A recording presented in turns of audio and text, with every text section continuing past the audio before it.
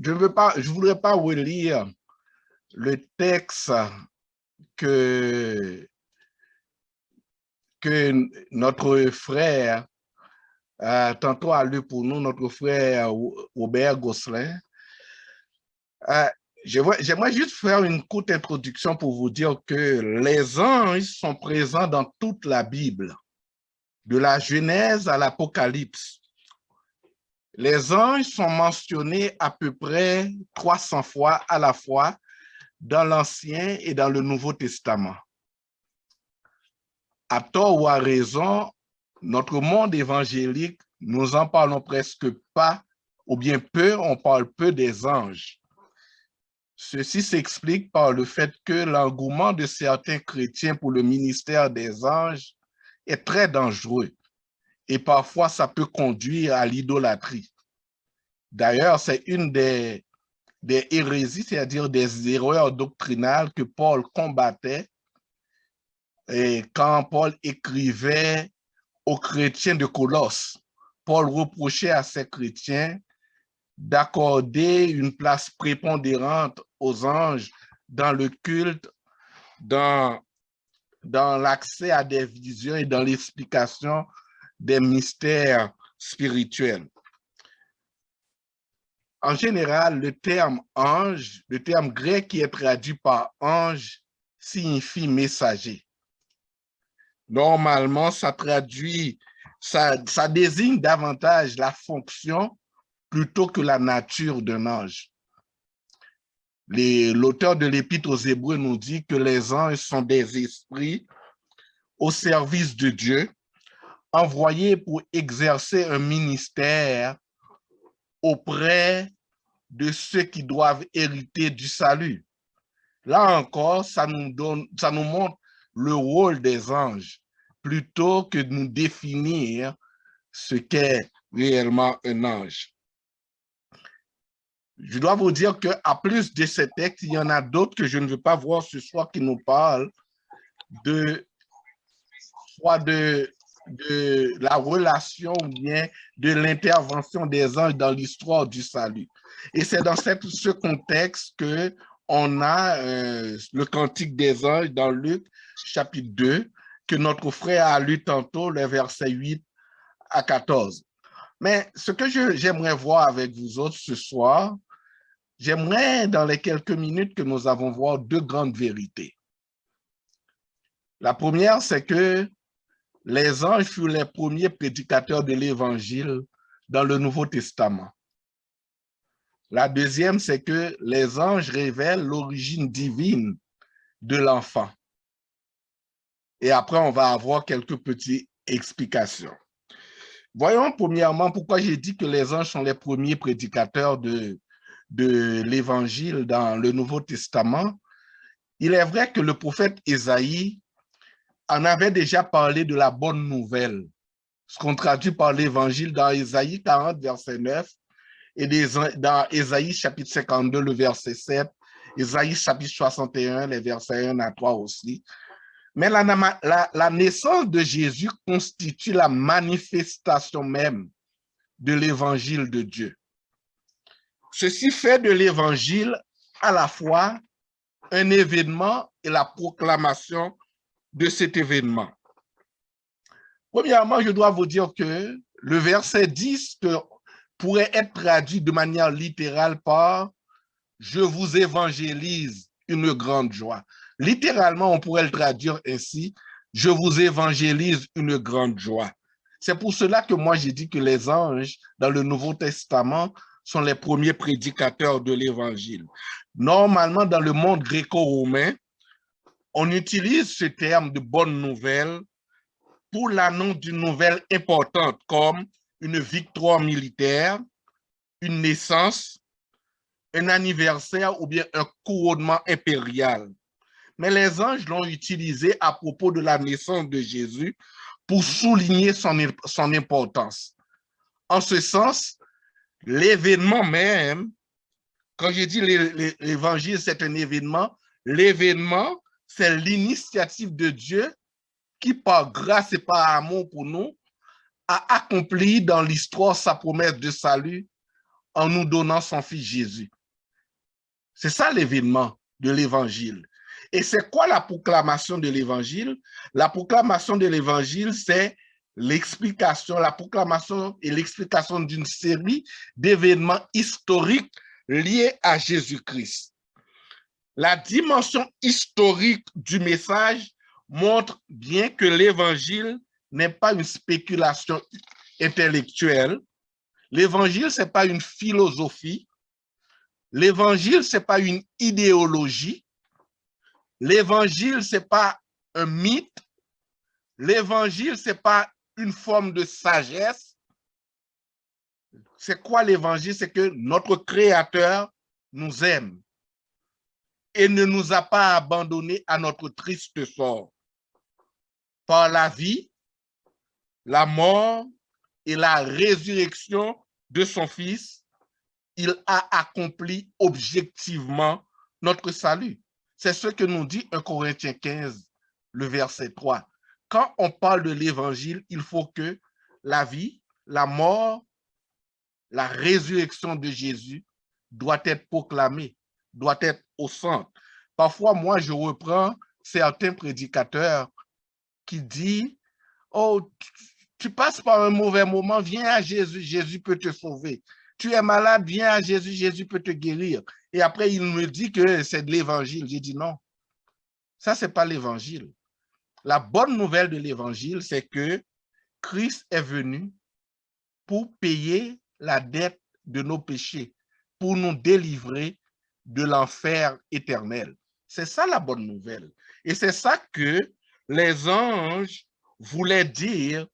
Le grand problème que nous avons à l'heure actuelle, c'est l'erreur fréquente qui guette tous les chrétiens, c'est d'attacher plus d'importance aux résultats et aux méthodes qu'au contenu de l'Évangile.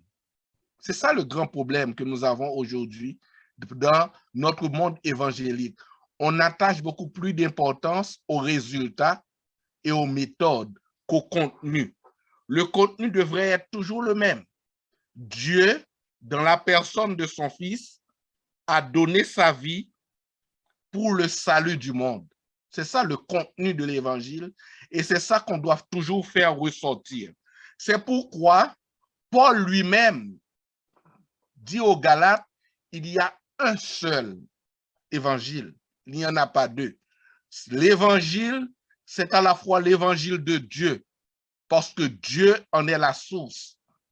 C'est l'évangile de Jésus-Christ, parce que Jésus en est le médiateur. C'est l'évangile de grâce, parce que la grâce en est l'âme. C'est l'évangile du salut, parce que le salut en est le don. C'est l'évangile du royaume, parce que le royaume en est le but. C'est l'évangile de gloire, parce que la gloire en est le plein effet.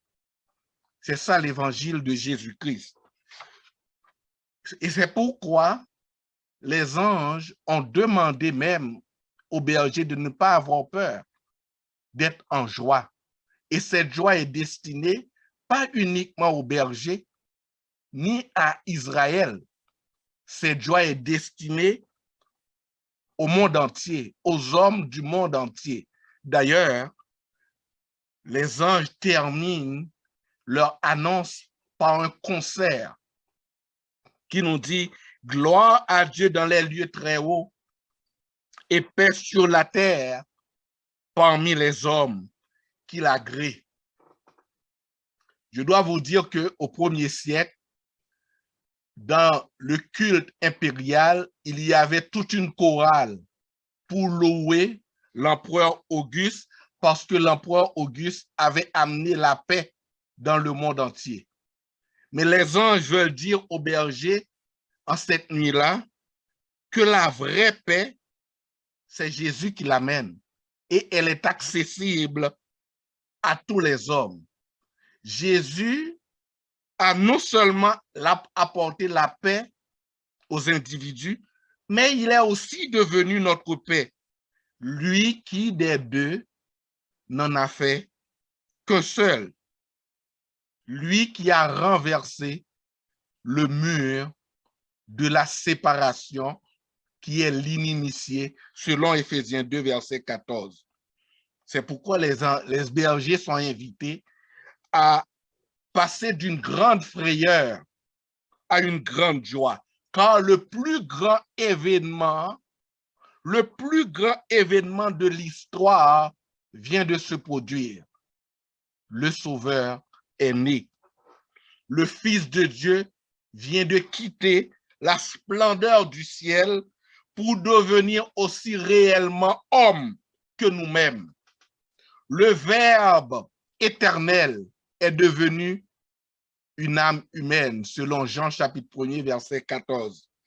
Jésus s'est dépouillé des insignes de majesté divine pour se vêtir de corps comme nous-mêmes, mais sans commettre le péché. Voilà le plus grand événement. Voilà ce qu'est l'évangile d'après les anges. Ça, c'est le premier point. L'autre point que j'aimerais vous amener, c'est que les anges révèlent l'origine divine de l'enfant. Je suis toujours étonné de voir que dans l'évangile, à certaines personnes, Jésus a dit de ne pas révéler son identité. Parfois aux disciples, parfois à certains que Jésus a guéris. Tandis que dans d'autres cas, Jésus lui-même révèle son identité à certaines personnes. Dans ce cas-ci, les anges révèlent publiquement l'identité de l'enfant. Je dois vous dire que les termes qui ont été utilisés, Sauveur et Seigneur, ont été aussi utilisés par le passé pour des rois dans le passé. D'ailleurs, dans l'Ancien Testament, le titre Sauveur était parfois attribué aux juges qui ont délivré Israël de leurs ennemis, d'après Juges chapitre 3, le verset 9, etc. Mais plus souvent, le terme est attribué lui-même à Dieu. C'est que en ce moment, mettez-vous à la place des bergers. Les bergers ont donc compris que le petit enfant qui venait de naître sauverait le peuple comme les chefs juges et Dieu lui-même l'avait fait autrefois. Mais les anges ont allé un petit peu plus loin pour leur dire clairement que le Sauveur est né. Il vous est né le Sauveur. D'ailleurs, on peut voir là une relation directe entre l'étable de Bethléem et la croix de Golgotha. Il y a une relation directe entre les deux. Parce qu'il faut comprendre que la croix n'était pas une mésaventure qu'a subi le Christ. Jésus était né pour nous sauver. C'était le but même de sa venue. Dans Galates chapitre 4, les versets 4 à 5, la Bible nous dit, quand le moment fixé est arrivé, Dieu a envoyé son Fils afin de nous permettre de devenir enfants de Dieu. L'autre titre utilisé, le titre Seigneur, indiquait le caractère divin de l'enfant. Parce que l'Ancien Testament réservait ce titre à Dieu, à l'Éternel. Le mot grec kurios, qu'on utilise pour traduire le mot Seigneur, la Septante, c'est la première traduction de la Bible en hébreu et araméen en grec au 1er siècle. La Septante avait traduit le mot par Seigneur. Quand quelqu'un dit Jésus est Seigneur, d'ailleurs pour un juif, ça se réfère au Yahvé de l'Ancien Testament. Quand quelqu'un du 1er siècle qui va lire ce texte dans Luc, les premiers lecteurs de cet évangile, quand il entend que Jésus est Seigneur, pour lui, ce terme rappelait la prétention des empereurs romains qui voulaient s'accaparer de ce titre. Au 1er siècle, les chrétiens devaient faire face à une grande persécution. il y avait un choix à faire entre César est Seigneur ou Jésus est Seigneur. Mais les anges viennent de dire au berger, le vrai curios, le vrai Seigneur, c'est ce petit enfant qui vient de naître. Une chose à regarder, mes frères et sœurs, la gloire de ces titres et de l'annonce par les anges contraste avec la pauvreté et des conditions matérielles de la naissance de Jésus et des destinataires du message. Dans la société de l'époque, les bergers étaient des paysans situés au bas de l'échelle sociale. On les voyait comme des gens malhonnêtes et même leurs témoignages lors des procès étaient irrecevables. Les Juifs attendaient ce moment depuis longtemps, mais le moment venu, Dieu a décidé que les premiers informés, les premiers auditeurs seraient de simples bergers.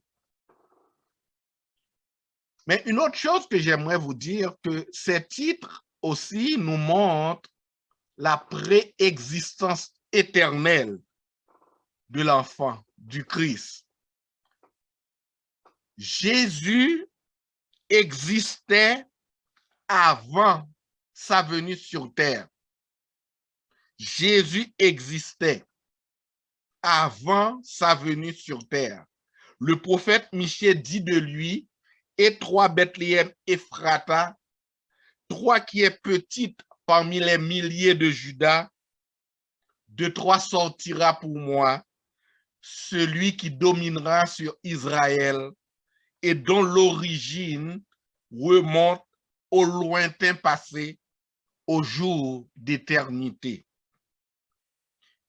Quand vous lisez la Bible, que ce soit Jean 8, verset 58, ou bien Philippiens chapitre 2, on voit que la parole de Dieu attribue au Fils de Dieu une action et une volonté même avant la fondation du monde.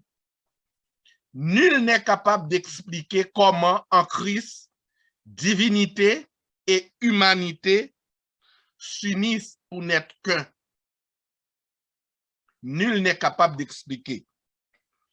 Jésus, c'est le trait d'union entre Dieu et les hommes. Jésus, c'est le pont entre le ciel et la terre.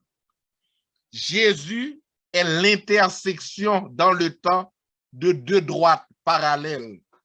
Jésus est l'union harmonieuse entre l'infini et le fini. L'incarnation du Christ est l'entrée du Seigneur de l'histoire dans l'histoire même, de sorte que l'étape de Bethléem en relation avec la croix de Golgotha sera toujours le point de bascule de tous les temps, c'est-à-dire le moment charnière de tous les temps, le point culminant de tout amour, le point de départ de tout salut et le point central de toute adoration. Voyons maintenant quelques éléments d'application dans ce que je viens de dire. Mes frères et sœurs, Dieu se soucie énormément de l'humanité. Dieu se soucie énormément de l'humanité.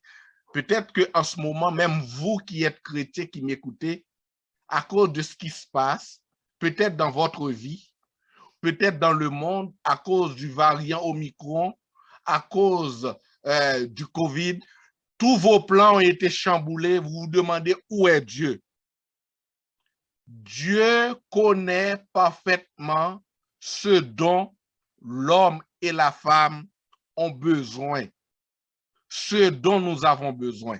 Quelqu'un a dit un jour, si notre plus grand besoin avait été la formation, Dieu nous aurait envoyé un enseignant.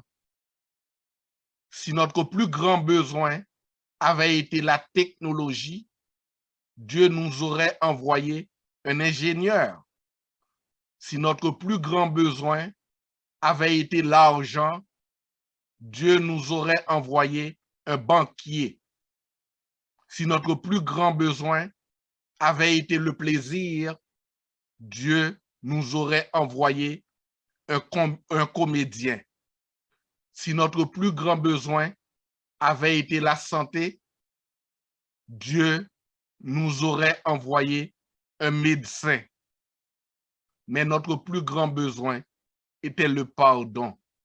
Alors, Dieu nous a envoyé un sauveur. Ce dont nous avons besoin aujourd'hui, c'est de nous tourner vers Jésus, qui que vous soyez. Par conséquent, le mot Jésus, le mot sauveur, est en rapport direct avec l'humanité déchue. C'est ce que Noël doit nous rappeler. Noël doit nous rappeler la bonté et la générosité de Dieu envers nous, en nous envoyant son fils Jésus. D'ailleurs, l'ange avait dit à Joseph, tu lui donneras le nom de Jésus, car c'est lui qui sauvera son peuple de ses péchés. J'aimerais attirer aussi votre attention sur le fait que la parole de Dieu nous montre à la naissance du Christ, il y avait toutes les couches sociales. Pierre nous avait parlé du cantique de Zacharie pour montrer le côté, les personnages, les leaders spirituels. On a parlé du cantique de Marie. Notre frère Pierre Clitfeld nous avait parlé du cantique de Marie. André nous a parlé du cantique de Siméon. On a vu également à la naissance du Christ, il y avait les mages de l'Orient, des scientifiques, on peut dire. Mais aujourd'hui, on a vu, il y en avait aussi des gens pauvres. Jésus s'est intéressé aussi aux gens exclus de la société. D'ailleurs, Luc, c'est l'un des évangélistes qui nous montre, Jésus s'intéresse aux collecteurs d'impôts, aux pauvres, aux gens considérés comme impurs, pour démontrer que ce ne sont pas ceux qui se portent bien qui ont besoin de médecins, mais ce sont surtout les malades. Jésus n'est pas venu appeler à la repentance des justes, mais des pécheurs. Qui que vous soyez aujourd'hui, je ne connais pas qui vous êtes, mais quel que soit le péché, quel que soit ce que vous vivez aujourd'hui, quelle que soit la manière dont vous vous êtes comporté par le passé, le sang de Christ, Jésus, peut transformer ce passé pour faire de toi un enfant de Dieu. Quelque chose que j'aimerais vous laisser à la réflexion. Si Dieu a été si généreux envers nous, en tant que chrétien, regardez autour de vous. Demandez à Dieu quel besoin que je vois autour de moi. Comment moi, en tant que chrétien, aujourd'hui, au 21e siècle, en ce temps de pandémie, comment je peux répandre la bonté de Dieu, que ce soit parmi mes frères, que ce soit parmi les gens qui ne connaissent pas le Seigneur, que ce soit parmi mes proches, que ce soit parmi mes voisins. N'oubliez pas, le Fils de Dieu est né ici-bas sur cette terre, afin que tous ceux qui croient en lui naissent d'en haut et deviennent enfants de Dieu. Le Fils de Dieu s'est fait pauvre, afin que par sa pauvreté, les enfants de Dieu soient enrichis. Le Fils de Dieu, Jésus, a goûté à la première mort, afin que les enfants de Dieu ne goûtent pas à la seconde mort. Prions ensemble. Éternel, notre Dieu, notre Père, en ce moment, nous te remercions du fait que tu as pensé à nous. Tu ne nous as pas laissés dans nos péchés. Tu ne nous as pas laissés aller à l'enfer éternel, mais tu as décidé, et ceci pas même au 1er siècle, depuis la rupture, la chute, tu as décidé, et même avant la fondation du monde, d'envoyer ton Fils Jésus mourir pour nos péchés. Et ce jour-là, aujourd'hui, nous célébrons la venue de ton Fils. Père du ciel, merci. Merci pour ton Fils Jésus. Merci pour Jésus qui est venu sur cette terre. En ce moment, je te prie, Seigneur, à la fois pour ceux qui ne te connaissent pas, qu'ils reconnaissent en Jésus leur Sauveur. Et ceux qui te connaissent, qu'ils gardent toujours les yeux fixés sur toi et sur toi seul en ce moment. Que ton nom soit glorifié dans nos vies et que ton nom soit glorifié sur cette terre. C'est notre prière au nom de ton Fils Jésus. Amen.